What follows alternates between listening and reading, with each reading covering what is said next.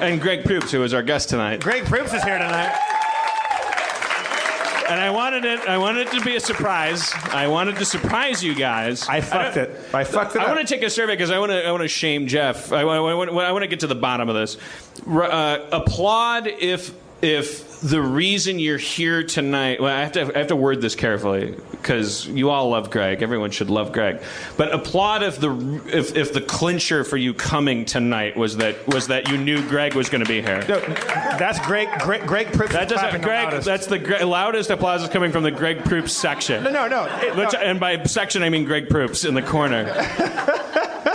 So I'm just saying that, like, you get a promotional value out of saying Greg Proops is here, but here's what I wanted. I wanted to play Dungeons and Dragons tonight and have us get into really dire circumstances, like be in a real dungeon hard rock place, and then go, what are we gonna do? And then have Greg come in like Carmine Ragusa in Happy Days, and just bail us out. Will he have a wife beater on? Yeah, yeah. I grew up in. Look, okay. There was a show called Happy Days.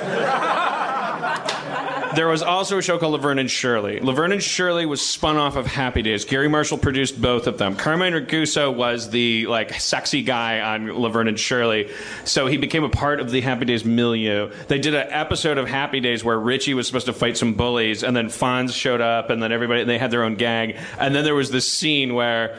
These bullies were like, yeah, is that all you got? And then you heard Carmine Ragusa's voice going, although I go from rags to riches. And this 47-year-old man sidled into the stage and the audience went nuts because it was Carmine from a different sitcom that was also successful. It was a golden age of TV. It was amazing. We can edit all this explanation out. This never happened. So I'm sorry. You guys missed a lot by being 25. You think that you get more. You get less.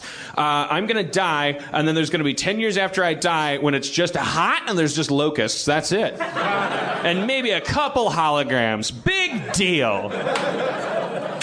It's going to be flickering marble. That's all a hologram is. It's just going to be a statue of a guy that invented holograms. And it's going to turn, and it's going to go in order to make sure you know it's a hologram, it's going to have to go every, you know that. Fucking dicks.